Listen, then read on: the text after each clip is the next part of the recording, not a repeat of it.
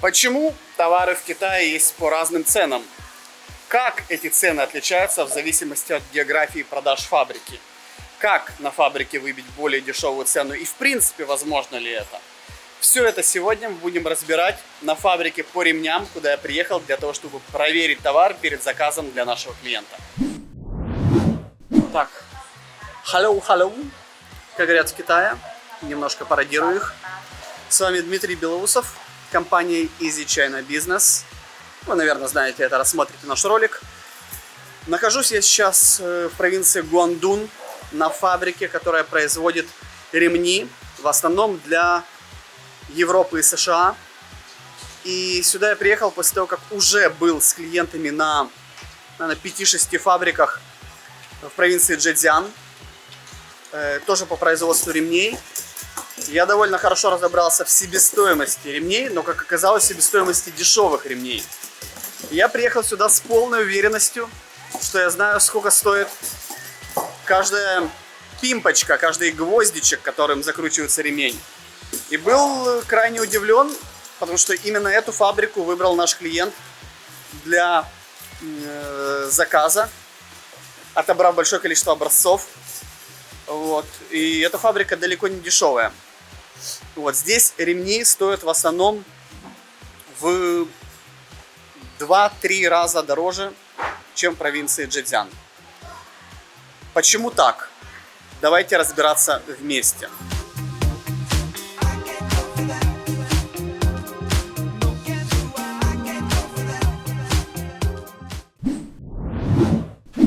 Вот здесь вы можете видеть некую квадратуру.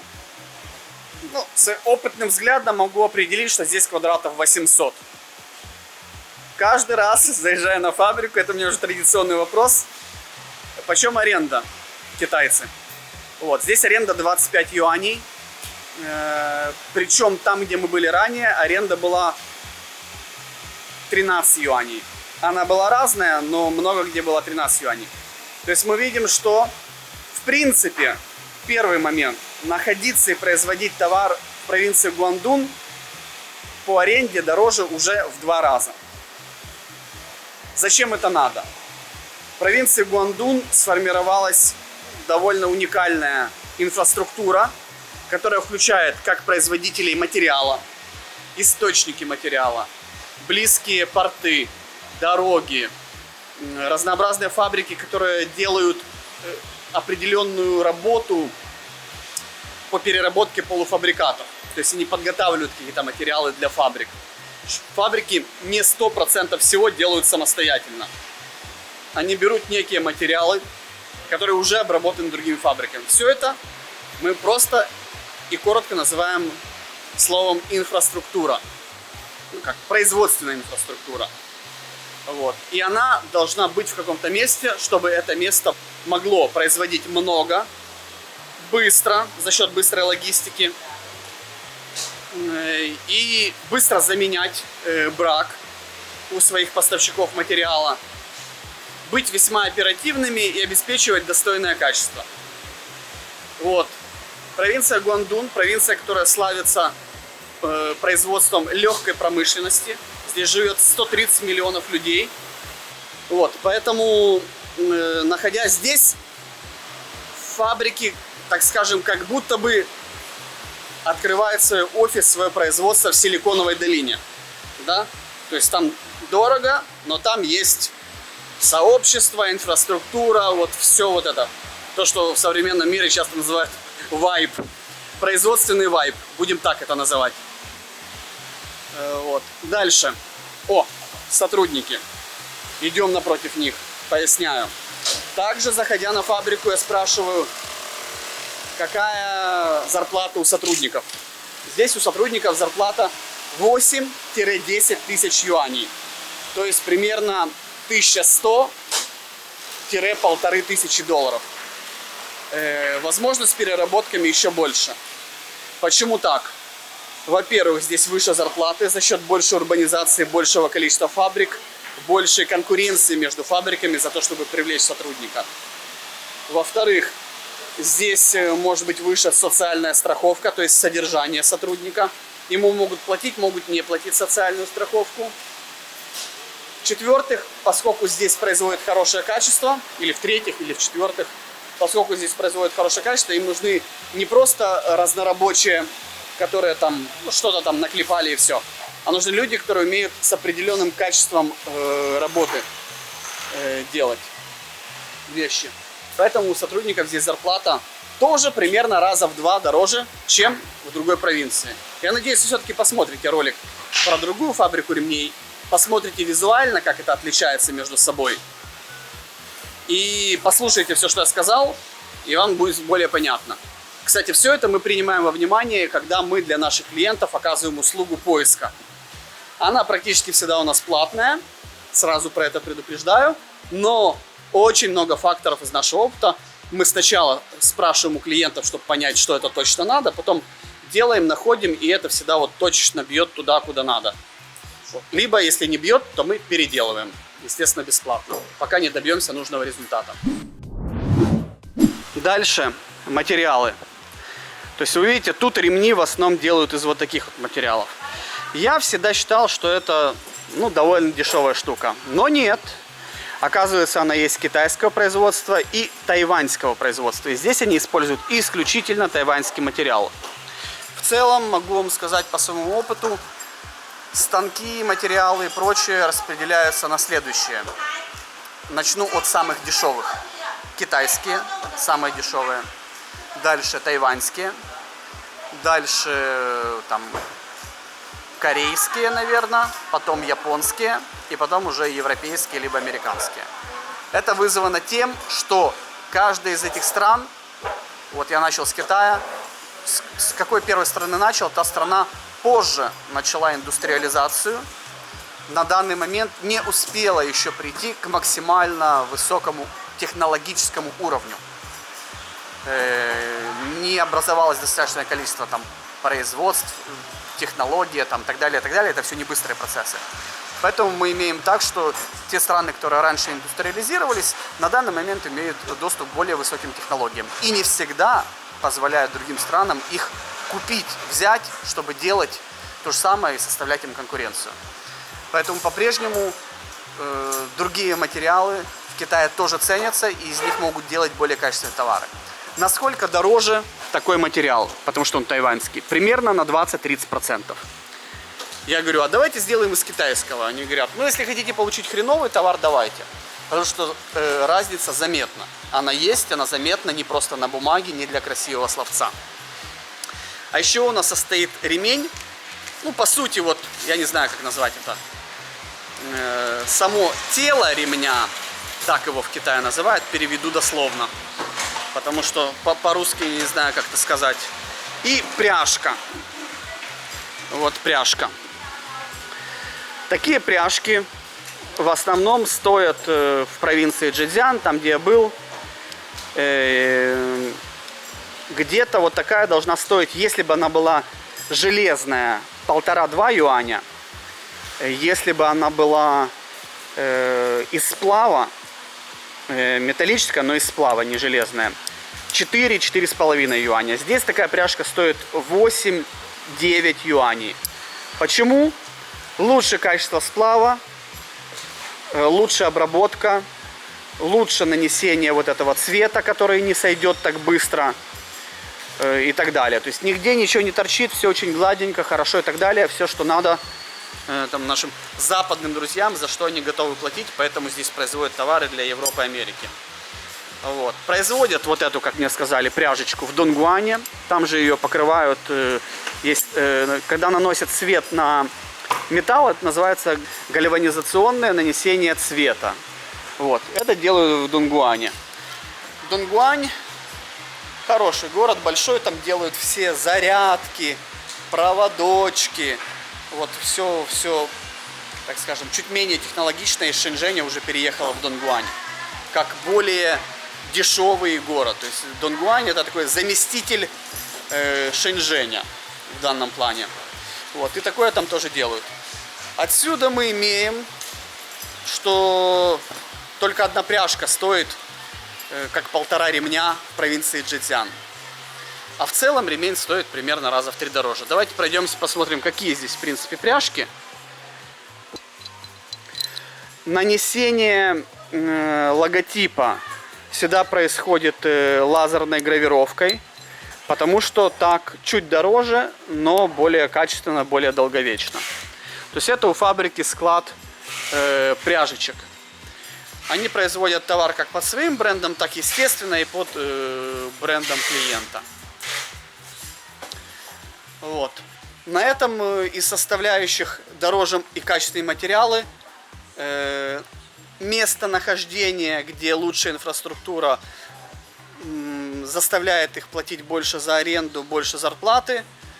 И в принципе из этого мы получаем более дорогую цену. Поэтому у нас выходит довольно короткий ролик, но с довольно лаконичным пояснением.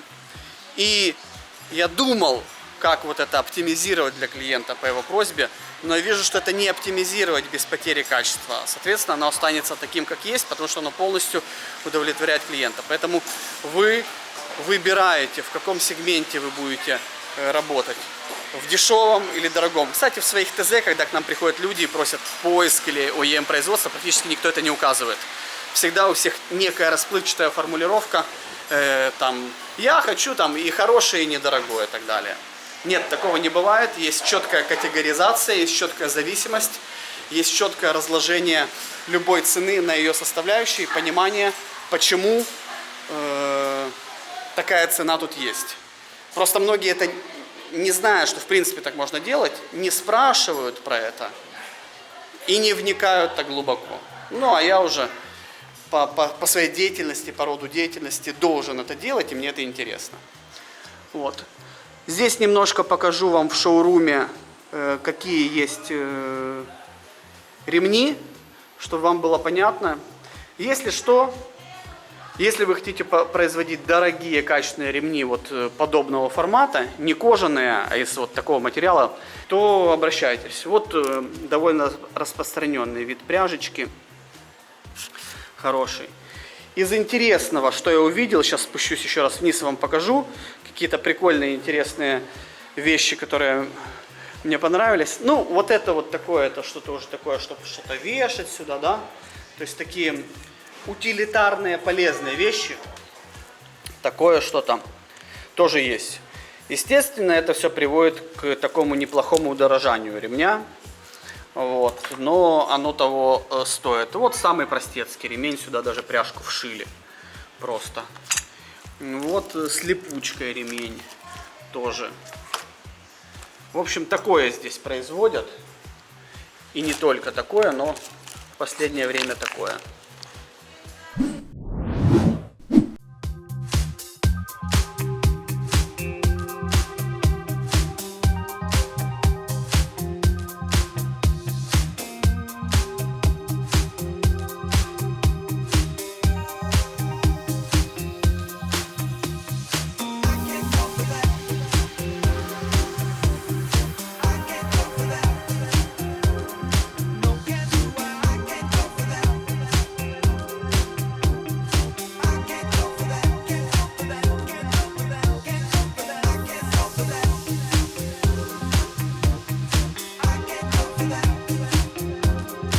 Кстати, ребят, если вы хотите, чтобы я себе купил вот такой вот ремень и носил его, то подпишитесь на наш канал. Вот, поставьте лайк для продвижения нашего контента. На самом деле это просто им, мне кажется, уже от нечего делать. Они сделали вот такие шторы из ремня. Любят они немножечко вот такой колхозный стайл. Не хочу их обижать, люблю китайцев, но выглядит оно именно так. Я еще такого, конечно, не видел. Пряжечка показываю, да, на самом деле очень приятная на ощупь. Действительно классно сделанный. Я, честно скажу, сам покупая себе бы ремень, с удовольствием выбрал бы вот такой вот ремень с такой пряжкой. Она приятно тяжеленькая, она приятная на ощупь, эстетически приятная и внешне, и по всем параметрам, еще и качественная, долговечная и так далее. Поэтому ну, я понимаю, почему покупают люди и клиенты продукцию этой фабрики. И я рад, мне вот не стыдно, так скажем, за китайцев в данном плане.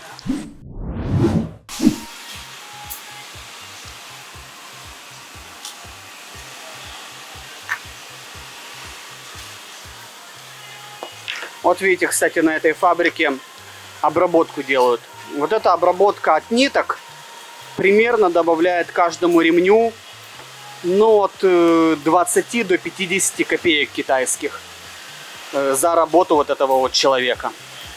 Поэтому, если где-то обработка не проведена, значит, вот, либо можно ее исключить и сэкономить.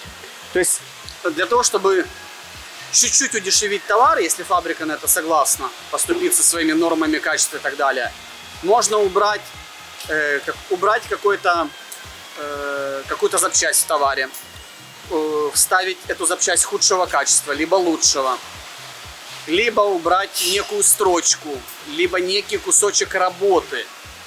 То есть вы можете убирать как физические вещи, так и кусок проделанной работы. За счет этого удешевлять тот или иной продукт.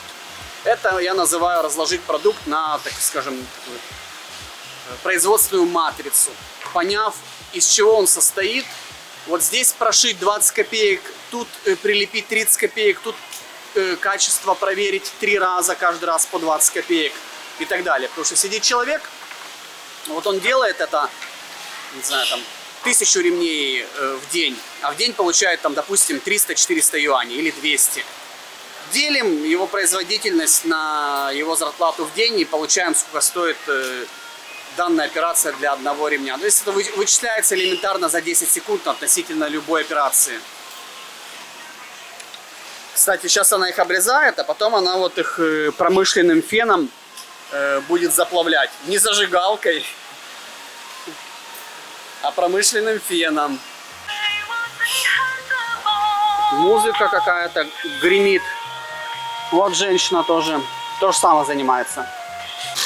Здесь у вас, видите, специальная форма для того, чтобы вложить сюда ремень определенной ширины и сделать определенную прошивку. То есть вот данная швейная машинка называется по-китайски дословно компьютер-автомобиль. Вот, я тоже не понимал, что это значит, когда видел магазины, которые продают это. Потом перевел и понял, что это автоматизированная швейная машинка. Вот она сама это прошивает, главное только вставить его и подержать. Ну и пальцы не подставлять сильно.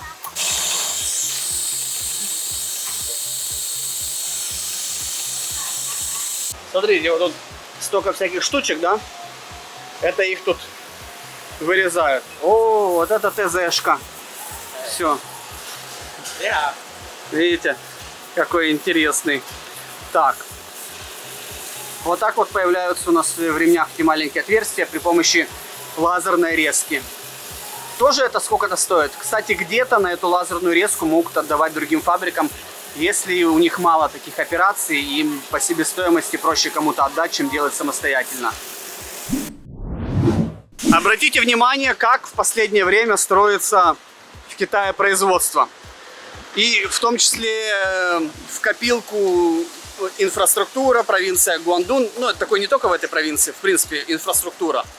То есть строятся вот такие промышленные комплексы. Вы видите, это не какие-то сараи. Это прям нормальные, хорошие здания, новые. Вот этим зданием, не знаю, года... Она, по-моему, говорит, в 23-м году они сюда переехали. Вот этим зданием 3 года, 2,5, может 2.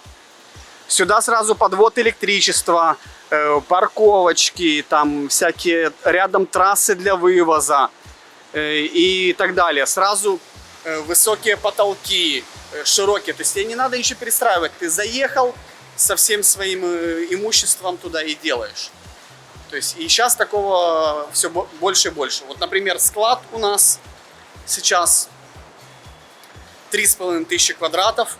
Мы тоже переехали из Гуанчжоу в соседний город.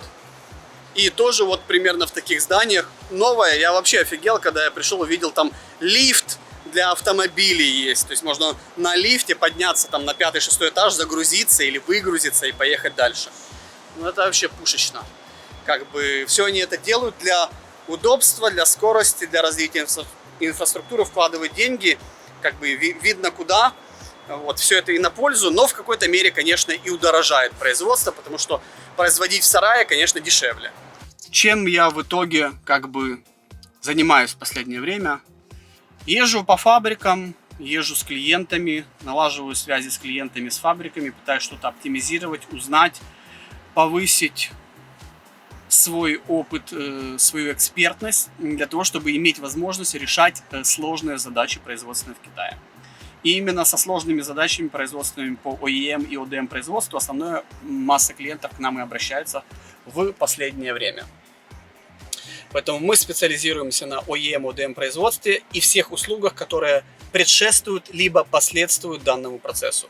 Это и поиск, и предварительный аудит поставщика, некие там переговоры, добиться дилерства авторизованного или чего-то такого, последующие инспекции готового товара, загрузка в контейнер и, в принципе, составление всей финансово-логистической схемы, которую, кстати, немногие знают, надо составлять еще до того, как вы начинаете что-то закупать, чтобы под именно вашу финансово-логистическую схему искать подходящую фабрику, подходящую с точки зрения принятия платежа, там в серую или в белую, ну и так далее. Поэтому много факторов есть, которые мы понимаем и сразу у клиента спрашиваем, когда ищем ему фабрику. Как будете работать, куда будете вести, на какой сегмент ориентируетесь, там и так далее, так далее, так далее. В общем, если будет интерес, пишите нам, все ссылочки будут внизу, естественно, как и всегда, и везде. Вот, пообщаемся. Сначала попытаемся просчитать ваш запрос на предмет целесообразности и рентабельности, чтобы это было выгодно. После этого уже перейдем к каким-то там платным услугам и дальнейшему алгоритму движения вместе с нами. Ну, на этом все. С вами был Дмитрий Белоусов, компания Easy China Business из провинции Гуандун с фабрики по производству классных, качественных ремней. Пока.